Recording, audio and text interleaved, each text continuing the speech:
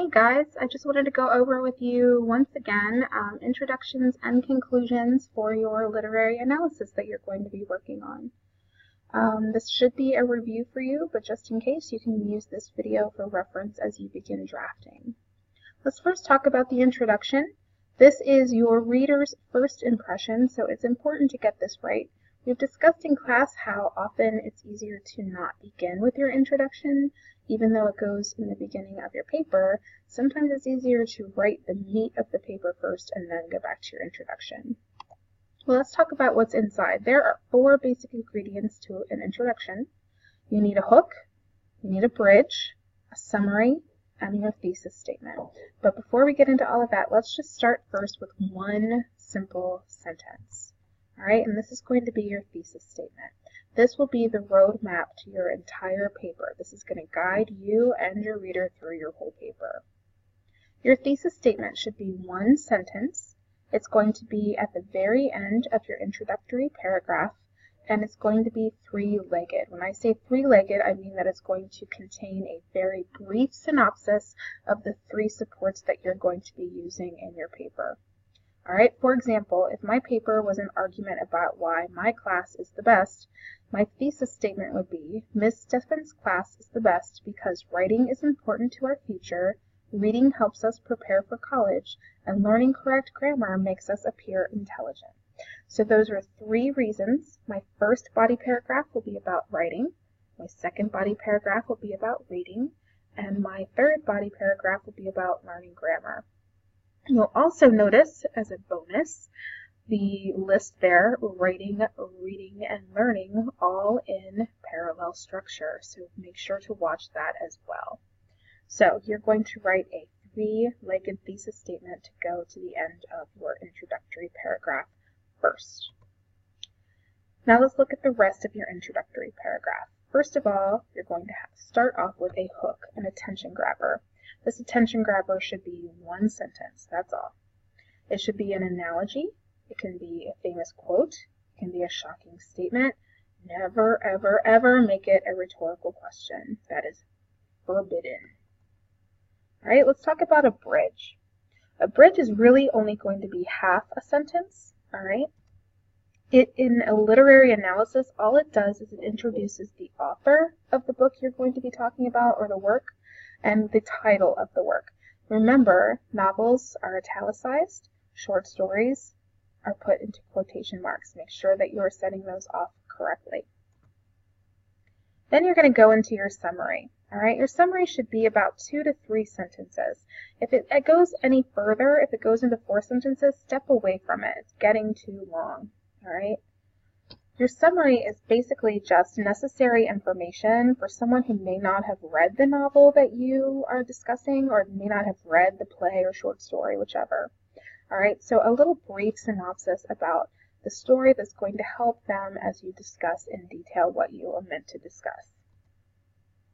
All right, so here is an example of what a successful introductory paragraph would look like. I wrote this about The Scarlet Ibis, the short story that you may have read your freshman year. All right, we begin with a hook. Love is a toxic medicine holding the ability to both heal and harm.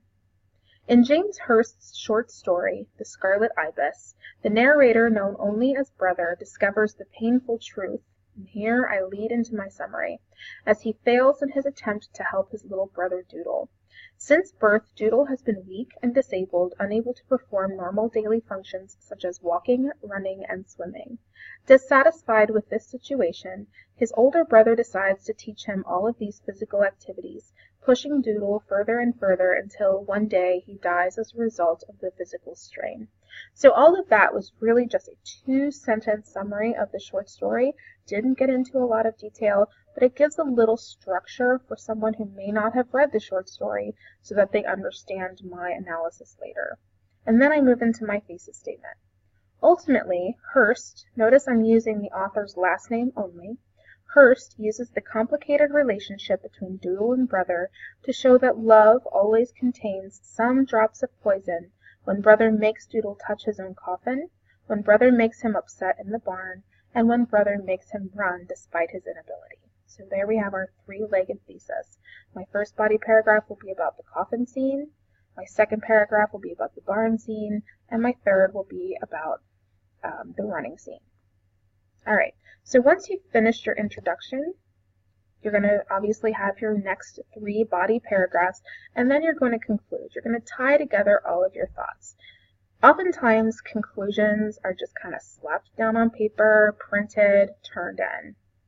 I want you guys to really focus on the conclusion here, because when your paper is being concluded, that's the last thought, the last thing your reader has in front of them.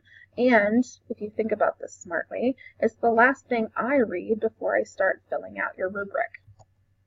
So your conclusion is going to have three ingredients. First, you want to restate your thesis, then you want to answer the so what, and then you want to end with a kicker, or some kind of lingering thought, some kind of big thought for your reader. Let's talk about restating your thesis. First of all, it only takes one sentence. Your entire conclusion should only be around 5 sentences. You don't need to linger on. When you restate your thesis, use fresh words. Don't simply copy and paste your three-legged thesis into your conclusion. Use fresh words. Find a different way to say that. It doesn't even need to be three-legged anymore, just as long as we understand what you're saying. If your point is that a character changes, talk about how the character changes. If you get stuck with restating your thesis, try this formula. When one considers, and then the topics you discussed, it's clear, and then the argument that you are putting forth. All right? Next, you're going to answer the so what. This is simply going to be 1 to 2 sentences, and it's going to tell your reader why we should care about what you have to say. All right? If it's about a theme, that's pretty easy. All right? Themes are about mankind. Themes are about the world. So that's going to be easy to tie into a reader.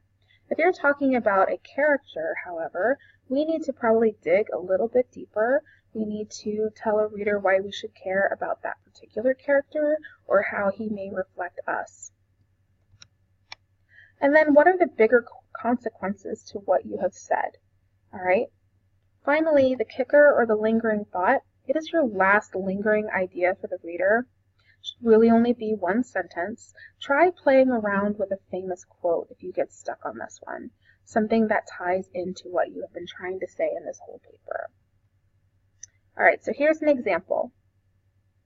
Here's the restatement of my thesis from the beginning, or from the introductory paragraph before.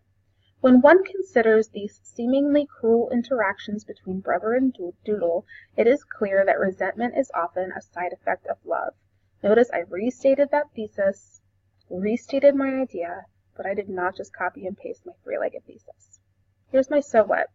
Every child is taught that hate is the opposite of love, yet Hearst reveals that those two feelings are actually part of the same powerful emotion. Just as there can be no light without dark, the human heart can't help but create some bitterness as it seeks the sweetness of love. So there's the final thought for the reader. All right, guys, time to dig into yours. So go into Canvas, find your assignment for your literary analysis, and follow the directions that will take you to your Google document so that you can start crafting your introduction and your conclusion. You also will get directions in there on how to create your final paper submission. Bye, guys.